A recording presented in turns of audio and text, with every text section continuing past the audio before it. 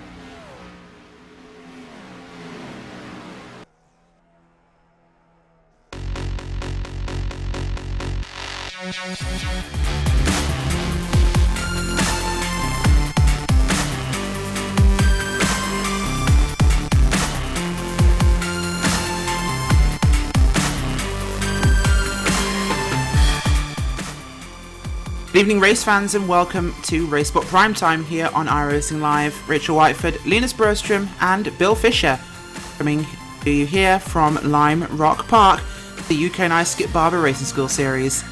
Well, the track was opened in 1957, but it took a former race car driver to really bring it to notoriety. When Skip Barber retired from racing, he opened the Skip Barber Racing School in 1975, so if anything, this is a coming of home. We're here at really the birth of the Skip Barber racing car, which we're in tonight, as always, on a Monday night, as we enter round 2 of the series. Of course, it was Simon Povey who won out narrowly over Fahim Antonides last week at Mosport. Linus, what a race we had last week, what a race we're looking forward to tonight. This is like a NASCAR oval, but backwards. Yeah, it goes to the right instead of the left, and there's not a whole lot of corners, so we're going to see some high speed turning and a lot of drafting going on, so it's going to be a really good race.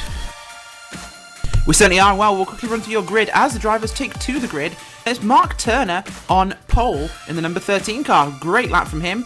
Antonides will start in second, Adcock in third, Matthew Daniels in P4, Bill Fraser and Clark Williams P5 and 6, Adam Cavella and Gary Tall in P7 and 8, and row 5 will be Tim Adcock and Rob Marshall. The rest of those results will be up on your screen now as we go through and get ready now for this race to start here at the legendary Lime Rock Park. A few more moments of the drivers taking their grid positions, of course.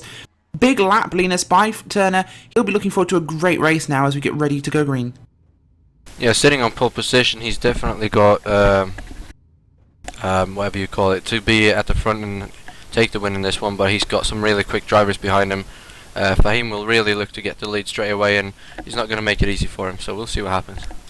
He certainly will not, and well, we're waiting for those final few guys to take their spots on the grid here. Mark Turner is on the inside there, starting in position 1.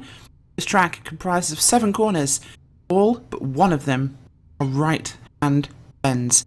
It really leans the car in a certain direction, you should say. But the engines will be revving up momentarily as we get prepared now. 25 laps of Lime Rock Park. This fast, furious road course is green. Good start by Turner, but a great start by Antonides on the outside. He will push forwards to be almost alongside your leader here as we head towards turn 1. Wider outside line will be of benefit to him here as we head into the sweeping late apex right-hand corner. Antonides doesn't hold it alongside, but he does keep second place ahead of Stuart Adcock. He will have the inside now for turn number 2 as this field starts to run through the first part of his lap. Always the trickiest here at Lime Rock Park, Bill. Oh, we have a car sideways off the course. That is Fraser Williamson. He recovers that car in timely fashion. No spin for him, but a lot of grass time for the 073 car. He will drop a lot of places. Yeah, good clean start here from what I've seen.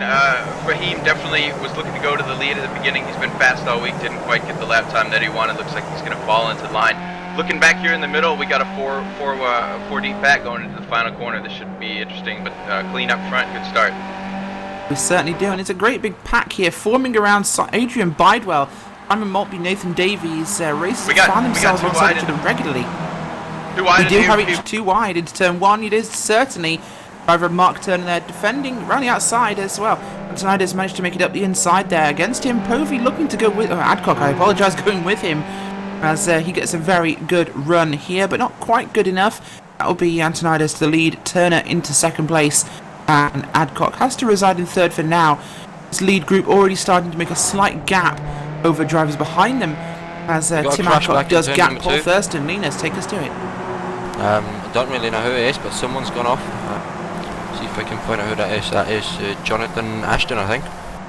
Jonathan Ashton and James Child having a bit of a moment there. We'll get you a quick replay of that one as we find out what happened, but it's the inevitable contact here at Lime Rock Park as some drivers tangle in the early going. A few others with issues there. Connery Maddock also involved in that contact, but action is fast and furious here as we saw Matthew Daniels there in that red Devolution Racing number 40. Ooh, contact between Bill Fraser and Adam Cavella. These guys really pushing early on, Bill.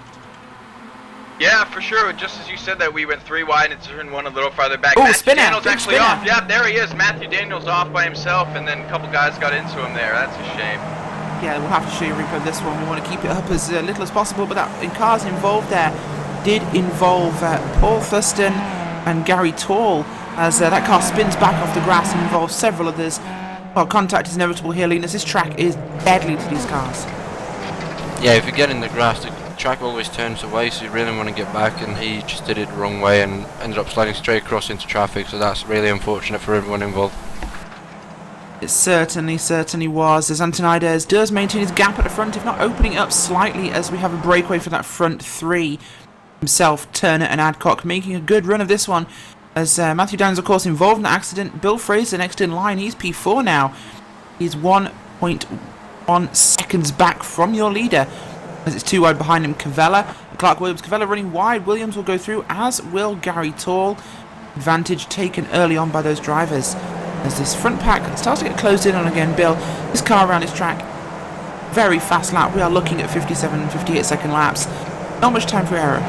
Yeah, I mean, it's pretty much non-stop when you go out there with this thing. There's almost no time to breathe. You're never holding the wheel straight. Even with you you've probably got somebody trying to draft you, or you're trying to make a move. Just as you were talking back there, we saw Cavella get loose on the outside. Just same thing that happened to Matthew Daniels earlier. So just battling into turn 1 is a risk.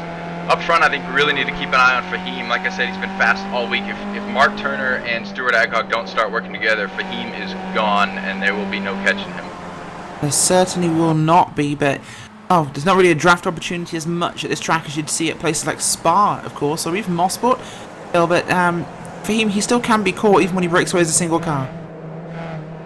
He can, for sure. I mean, I think if he gets way more than a second, though, it's going to be really hard to catch. Looks like they might have closed up that gap a little bit just there. I think Stewart's kind of playing smart, not forcing the issue. But it looks like definitely they're still within range. And they are, but an eye back here on P15 at the moment. That's Reece Saunders in the 16 car, of course, his best ever qualifying in the series, inside the top 3 last week at Mosport, and that inevitable huge spin for him in turn number 2. Cost him really a chance at a great result here. He's back in P15 fighting with Simon Maltby, Adrian Bidewell, Chris Malcolm there in the 83 car at the rear of that train, and a very Jamaican looking Skip Barbalinas. Do you think he also has a bobsled team? Well, he didn't qualify as well as he did in the last race, but he's certainly got pace, and I think he's going to have a good race. He just needs to keep himself together and not make any mistakes, and he will definitely climb through the field. But right here, he looks like he's going to go 3 wide into turn 1. He's going to gain a spot as well as lose one, so maybe not actually. He's going to gain a spot. That's a good pass. Big jump there over the curbing by Adrian Bidewell, Linus. A car looking like he was going to go 3 wide, realised the error of his ways, and of course, Saunders there, and you, Bill, of course, you raced this car. You've raced here this week. that middle line into one is really the best. If you compromise for a very defensive entry, it really hurts you later on. Yeah, you're not going to get a very good entry, and your tires are going to wear out quickly. The way the banking works through there, I mean, you really got to just get right on the banking, and it's not exactly the textbook line through there, because you got to focus on exactly where you are and the camber changes there. So if you get off of that, it's really easy to upset the car. That's why I think you see people getting slightly deep and then they just go off the track. Absolutely, as we see Bidwell there chasing Saunders for what is P14 now, as they both cleared Maltby. But no change yet. That 3 wide last time by will not be the way it goes this time as we approach turn 1 for those guys. But we'll have to keep a quick look back at your leaders as we see no real drama unfolding there. And tonight is still holding about a 3 to 4/10 lead over the field here, Bill. As over Mark Turner in second. He's not really dropped back. Adcock in third. Hadn't had any real opportunities this week. Expected perhaps a little more from him. Yeah, I think they're kind of just letting it play out at this point as Adcock runs a little wide. Fahim's really pushing hard, and I think they're just doing what they can to hang in there. Just kind of bide their time. There's no reason to attack. The second pack is still right there, and I'm watching them, and they're not fighting hard either. So the second pack is still waiting to pounce, and if these leaders get too feisty too early, they're going to have a 7-way fight. Well, as of course, we are on a 25-lap race here at Lime Rock Park, and this under 1 minute lap time means lap traffic will become an issue very, very quickly. As your leaders with Fahim, Antonides, Mark Turner and Stuart Adcock only a corner now away from the back of your pack, and serious traffic will become an issue. And Linus, traffic around Lime Rock Park, that is no mean feat. Well, if the lap cars stay out of the way, it makes it a little bit easier, but it's a lot of turns and it's not very wide, this track, so even if they try to stay out of the way, there's still going to be some trouble unless they catch all of them in the straightaways, which I don't think they will. Yeah, that's a big if, Linus. It's easier said than done, especially when you got a group of cars. 1 or 2 of them are going to get balked for sure, get frustrated. That's when hold on to your hats. Absolutely, absolutely, of course. Listen to this second back here. Bill Fraser making a good run away from this one. As behind him it is Harry Tall, Clark Williams, Adam Cavella there fighting for position inside your top 10. Adcock and Ryan G. Walker a little further back. Walker taking the better part of Valor there and staying behind Adcock for that position. Not Ryan Walker even. Rob Marshall, I get my cars mixed up because there are so many in such a short period of time here. As the battling position, but not really too hard there. The 45 of Marshall taking the more, should we say, reserved approach to passing in turn 1 here, without a really good opportunity for him to get through. Antonides, though, still really holding that distance. Off a second last time by at the line between himself and Turner. No change between himself and Adcock. Expecting Linus, Turner and Adcock will wait for lap traffic to be a factor before really trying to box in and out position Antonides. Yeah, they're staying about half a second behind him. It doesn't look like they can catch up to him for some reason, but as soon as they catch lap traffic, that'll slow Fahim down and they'll catch right back up to him. Massive position, that's Clark Williams making a move up the inside. We did. Someone's going off. Big contact, well not big contact, small contact actually. Gary Tall there on the outside of Adam Cavella. We'll quickly show you that one. As wheels getting a little too close together, Tall will go off and, well, he'll hopefully try and recover that car. He doesn't make any significant contact, but passing 2 cars wide into where he has parked that car indeed. You're right, Linus, so Tall will be out of this race. As contact around here inevitable, especially for the entry to 1. Every driver vying that optimal line. Well, I think Cavella was just trying to follow through right there, follow that gap, and Gary just wasn't expecting it, so that's certainly a shame. Cavella did get in there a little hot though, so it's kind of 50-50, just Lime Rock. That's all you can say. Absolutely, just Lime Rock, as you say. This track is somewhat inevitable and, we say, forbidding in the world of Skip Barber racing. It's almost the Daytona of the Skip Barber race car world. But at the front, no change as before. It's like a Mercedes train, no one's swapping positions and they're all pulling away from the field.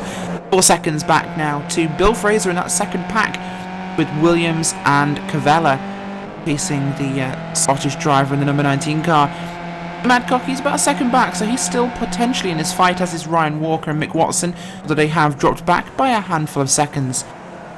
And tonight is not really looking at any major traffic right now, Bill, but no real opportunity to get a clean pass here other than the straight, but even that, not necessarily long enough if you catch a pack. Yeah, your only real passing opportunity is into one, and if you're close enough, the guy in front's probably going to defend, so you're forced to go around the outside. If you pinch him really tight on the outside, you can sometimes get a run down into two, but your really only attacking point is one, so it makes it really, really tough, and you just kind of got to hang in there and bide your time and try your damnedest to get a run off of the final corner. Certainly are, and just having a look through this field, see what we can spot going on. Of course, this field tonight is 40 cars deep as we're looking for, I believe, the driver there of Bennett. Try and find out what position he is in for you. That's the 86 car in number 15 and 16 here.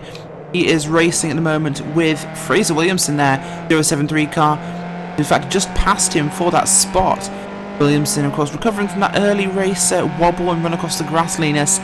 His race really hasn't gotten back to where he wanted it to be, but having qualified in 17th, he's only up 2 spots. This is not out of character. Yeah, we're used to seeing him actually qualifying a bit further down the field and climbing up, but we can still see him climb up through the top 10 though, but he's got some ground to make up because the field is spreading out ahead of him, so he's really got to get moving if he wants to get somewhere. And he has, but no real action in front of him unless he makes some spots from errors, as up ahead of them it's Chris Malcolm, Simon Maltby, Adrian Bidewell and Adam Hatfield. They're about 5 seconds at the road, Linus. Really, unless we get some serious fighting in the latter laps, that gap is not going to come down. No, I doubt it is. They're too evenly matched right now on pace, everyone back here, so if he's going to gain something on them, something's going to have to happen. They're going to need to start battling or take each other out, so I don't think it's in his hands anymore if he's going to gain any more positions. Certainly not at the front, static as it has been, but we could be looking at a battle here for P4, 5 and 6. As Fraser, Williams and Cavella will start fighting here for the positions just outside your podium spots. There's a defensive line by Bill Fraser. Williams will get behind him and defend into that one. Both are pushing a little wider than they'd like. Cavella really following hot on their tails here. Nowhere for him to go though, unfortunately, Bill. It's the defensive line into one. If everyone does it, no one's gaining anything.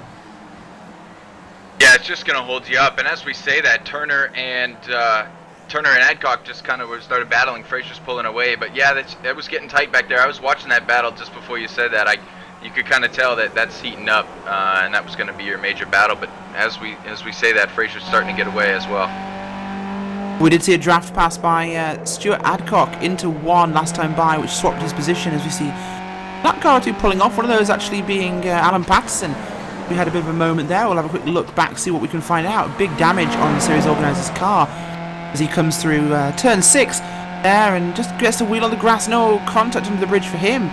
Finishes off his race, so nobody else involved in that one, which is lucky, but a little embarrassing that we're showing it for you, Alan. We apologise. Front pack, other than that one position change, we've not seen much happen.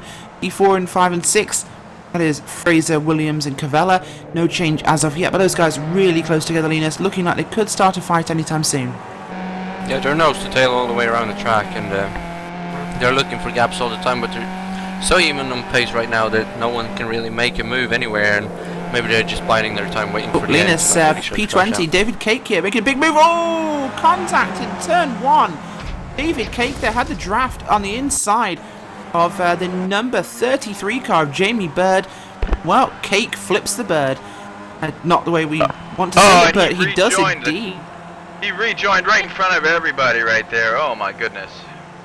David Cake, he does. He spins that car around and carries on, gets back on the track in front of several other cars and nearly causes a second big accident there in front of some of the other drivers, including, I think that was Lee Deemer there, Patrick Fairbanks and a few others.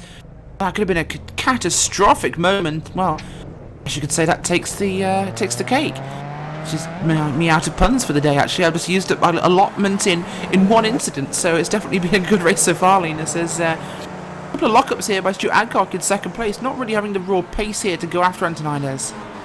No, he's falling back about half a tenth each lap. He's still within range though, and if Fahim makes one tiny mistake, Adcock's going to be right there. Mark Turner though, he's falling a bit further back into this field, so if something's going to happen, it's going to be a two-way race for the lead. It certainly looks like it could well be.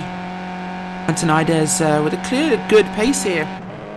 His lap times really haven't dropped off. In fact, he's just run last time by the 57.5, which was about 0.2 of a second quicker than his qualifying time. So running very rapidly at the moment is for him, Antonides, in the number 8 car. Of course, your previous season's defending champion, coming up a close second to Povey last week out at Mosport, in a nail-biter of finish, as P4 will go side by side there. Big moves by Clark Williams, the number 98 car. He wants to make a move down Bill Fraser. Gotsman saying, no way, Jose. Of course, Spanish isn't really a Scottish strong point, but he does express the sentiment, says he will defend that line. We're too wide here along No Name Straight. Yeah, that is the actual name of it. No Name Straight. Leading up towards turn 5 here. There's lap traffic in the way. This could be problematic. It's David Cake. Cake does pull to the inside and lets them go through, but the too wide is broken down as Williams has to concede there. Drop in line behind Bill Fraser. Could be looking how close these guys are, Linus, at a pass coming down the front straight. Yeah, Williams looking to the outside of Fraser, but Fraser's going to hold it on the inside, and he gets a bit sideways. There's contact, and they're going to go off. Williams is off. Yeah, Clark Williams runs off the racetrack after a bit of a tap there, but on up the inside will go Adam Cavella. I think Fraser's broken as well. It looks like he is, you are right. Tim Adcock also goes through there as we had wheel-to-wheel contact. Back wheel of Bill Fraser. Looks like suspension damage there, Bill. Yeah, potentially. I mean, anytime you knock wheels like that, I mean, he's starting to go again, but it doesn't look like he's got a full handle on that car. I think he's going to fall back. Going to hand this battle over to Adam and Tim. That was just a little too close for comfort back there. Certainly was. And well, your P456 group now is Bill Fraser. Adam Cavella, sorry. Tim Adcock and Bill Fraser, as we're seeing some damage on Bill Fraser's car. He is pulling it to pit road. That car very unhappy with his driving at the moment. Definitely not a happy race car. But will hand another position over to, well, Clark Williams regains it. He actually gets to rejoin there as Tim Adcock tries to make a move on Adam Cavella. But they come off better than last lap round. And Adam Cavella will hold that position over Adcock, who's looking at a good result here for himself. One of his best results in recent time.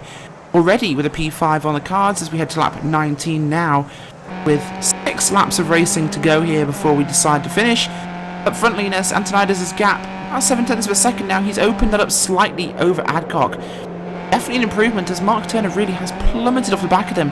He's nearly 3 seconds back. The nearest competition, 10 seconds away. Yeah, Turner's really dropped off much in the last few laps, and I don't think he's going to get anywhere else than third. But Adcock is hanging on to Antonides, and like before, one tiny mistake and Adcock's going to be right there. Now looking down to P4, they've just fallen off from all this battling and the little incident we had that cost him a few seconds as well. So I think Mark Turner is pretty safe in third place unless he makes a mistake. He has a 7-second advantage there over Adam Cavella, so it should be a good one for him. As we're looking 3 wide here, 9, 10, 11.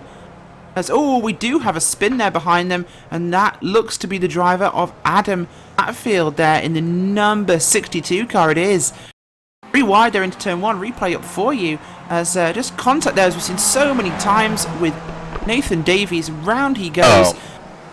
Yeah, what was Davies thinking right there? These guys are too wide in front of him. They start braking, and Davey makes a third lane out of nowhere, and then he gets to drive on for free. Well, unfortunately, it's one of those things with turn 1 at Lime Park. There's multiple cars going on and off the racetrack here, trying to avoid the track, rejoin, avoid other traffic, as a bit of a maelstrom there in turn 1, as Mick Watson in P7 looks to be defending now from Ryan Walker. Apparently been close together for most of this race. Idwell has indeed crashed. Linus, what's happened? Oh, known him straight, yeah. He was involved or tagged in that incident. His car looks like it wasn't happy enough with his driver, and he's gone off. Attrition at Lime Rock being a major factor of 40 cars at the start of this race. 23 remain on the lead lap, so we nearly have 17 retirements so far, which is about average, I'd say, Bill, for a field this size at a racetrack like this. Yeah, a little bit crazy. Did you guys just see the leaders passing lap traffic going up the hill to No Name Straight? That was tight, and they kind of just zippered in there 2 by 2. But Stuart Adcock did get balked a little bit, and he's still stuck, I think, behind a lap car. That is Connery Maddock in P number 23, who's just gone a lap down. She's P20 and gone a lap down, so we've lost a few more cars this time by. Connery Maddock, not really used to getting lapped, but the car, of course, a little bit damaged after a very early incident he was involved in. Gonna have to settle for whatever positions he can gain now with the leaders lapping. Lots of lockups there from Adcock, Bill. Of course, as a driver for the 2K Cup, what's your take on that? Bill Fraser really... not Bill Fraser, sorry.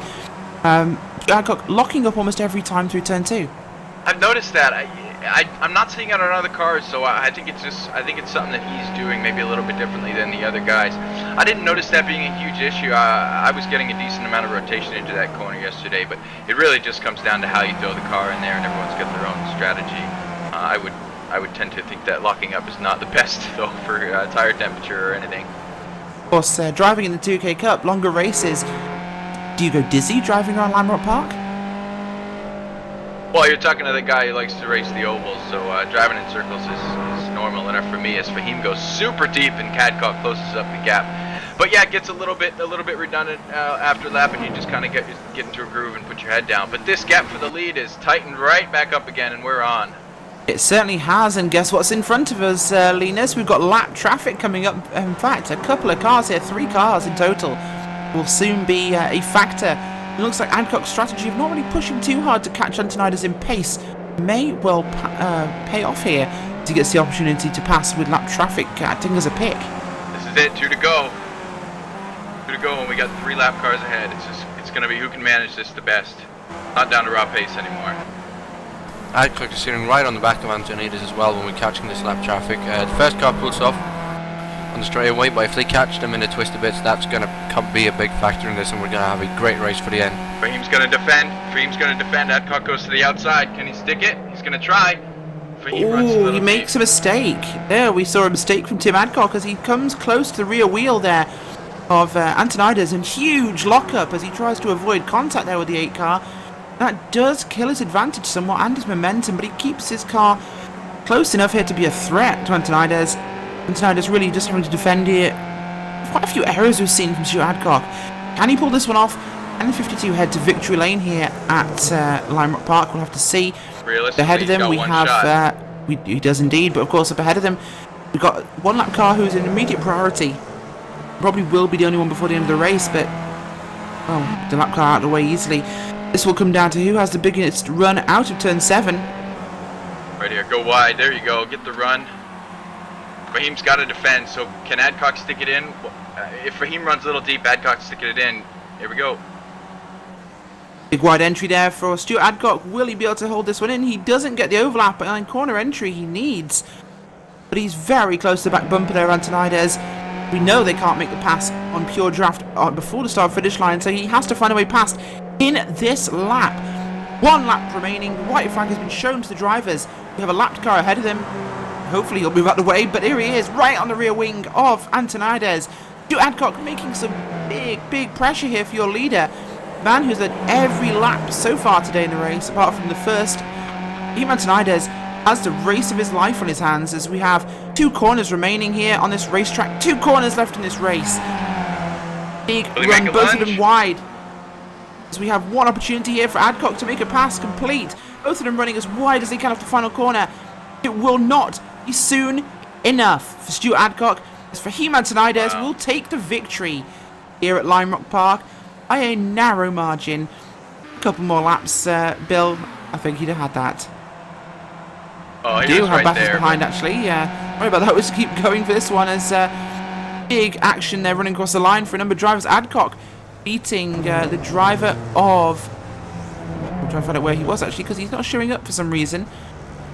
It was Michael, yes, he beats Cavella. 41 thousandths of a second. Yeah. That is what you call a close finish there. Tim Adcock just coming in home in P5. Great result for him, but Cavella, a great result there, starting from P7, will come home in 4th. Waiting for a few more cars to finish, and we'll go through the finishing order. Hopefully get a chance to chat to some of these drivers after what has got to be the most intense race of the season so far for them. Coming home with the victory here today for Antonidas with a flawless race. Pressure at the end, but he pulled it off. Adcock has to settle for P2. Mark Turner will come home in P3.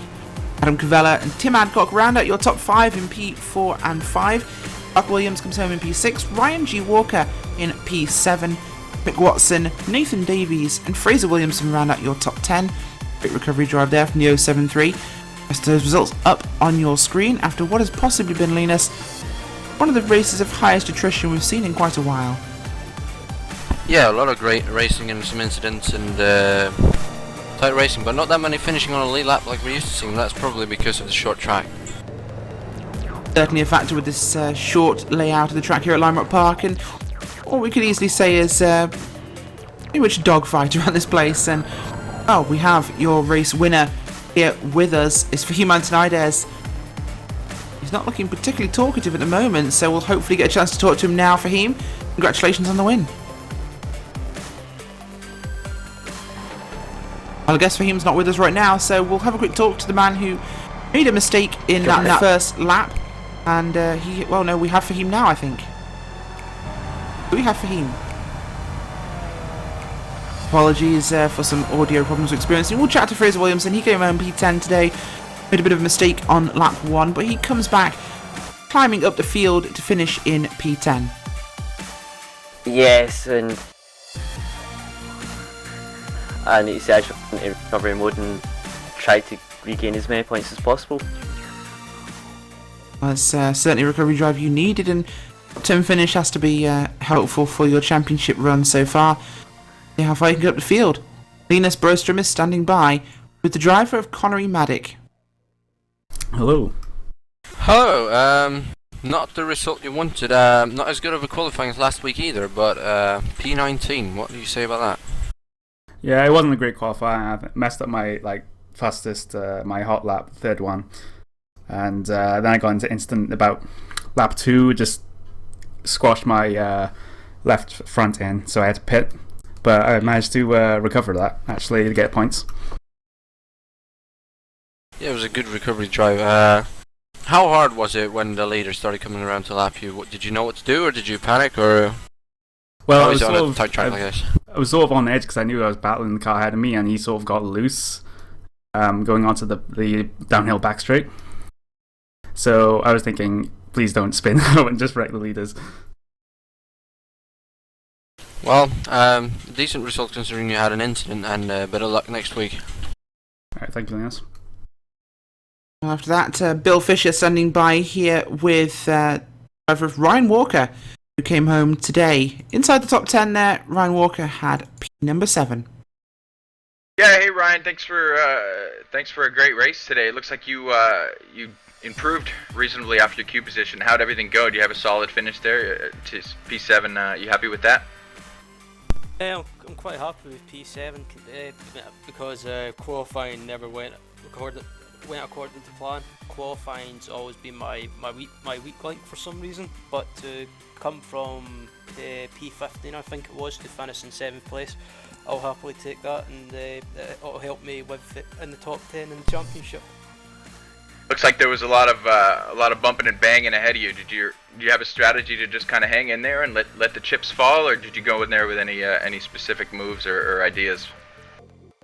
The only target I had going into the race was just to keep out of trouble and finish in the top 10, and I managed to do that. So yeah, I'm quite happy with that. Great job. Thank you. Hopefully now we'll get a chance to talk to your race winner today, Fahim Antonides. Are you with us? I'm with you, sorry about that. Awesome! We have you finally. Congratulations on the win, Fahim. Storming race today, leading the vast majority of the laps here. Lime Rock Park seemingly agrees with you completely. I won't lie that I've put in a few practice laps in this, and somehow I found myself again with the world's fastest time in the time trials on this track, which is unusual because my driving style usually suits long flowing corners, and this track is completely the opposite of that. And my qualifying went pretty well, so fair play to Mark. It's not like I made a mistake. He legitimately got that pole, so he's one to watch out. If he can get some consistency, I think he's going to cause a lot of trouble for a lot of the top guys. And as far as how my race went, well, I tried to stay out of trouble and get a top 10, and it went a little bit better than that. Staying out front certainly keeps you away from the trouble, but this track, of course, we did say it doesn't really a huge draft impact, but with solo qualifying, of course, today, yourself and Mark were in the 0.7 region, but during the race you were pulling 57.5s. Is the draft that important at Lime Rock? Yeah, it's a misconception that the draft is not important on Lime Rock. Everyone thinks that it's a short track, so therefore the draft doesn't take into effect. But you got to remember, this is a Skip Barber we're talking about. It's very draft affected, and it's on that long straight. It is a fairly long straight. It's very easy to keep up with somebody on that straight, and then the twisty bits. Well, yeah, I mean that's where you can make up your time, but because it's a short track, there's not enough twisty bits to pull that far away. So by the time you get back onto the straight bit, the guy behind you is still close enough to get towed by the draft. Certainly is, and well, you came home second last week and first today. Is this looking like you could well defend your championship this season? I hope so. It's crazy to think that this is my first win in the UK&I championship. So it's felt like a long time coming, and I feel like a weight's been lifted off my shoulders, because yes, I won the championship last season, but I didn't win a single race last season, and I think now I can try and relax a little bit more with my driving, and hopefully that'll pay dividends further down the season. Hopefully it will. And one final question before we go. Brands Hatch, yay or nay? I love Brands Hatch. It's a great track, and I'm really looking forward to that one. Awesome. Thanks for joining us, Fahim. And oh, any last thoughts, Linus? Bill? Yeah, well, I just wanted to say congratulations, Fahim. Do you feel a little bit of redemption, perhaps, after yesterday, and not quite getting the result you were looking for yesterday, having the speed all week? Maybe today it makes you feel a little better about the weekend? Yes, I do actually. I mean, yesterday was a tough one for me. I did mess up my qualifying quite badly, so I ended up way down in the field. Then I had some penalties to carry, which meant that I had to start in the pits. So by the time I got out onto track, I was a good 20 seconds behind the pack. So that was just really a nothing race for me, and hopefully the next Sunday race is going to be a lot better. Fingers crossed. Well, it certainly could well be an interesting one. Linus, any thoughts before we move on? Well, it was a good race, and just looking forward for the rest of the season to see what will happen. Absolutely. Well, it's been another exciting and, dare I say, educational round of the UK&I Skip Barber Racing School Series. Of course, we'll be joining at the same time, same place next week for Brands Hatch. But also, don't forget to check out channel 447 on Sky. It's showing tomorrow at 5:20 GMT. Motors TV showing the iRacing World Championship Grand Prix Series. That's pretty cool.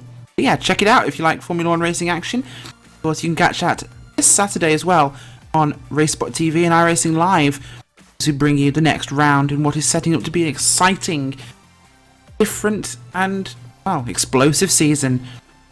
Catch us next week. Goodbye.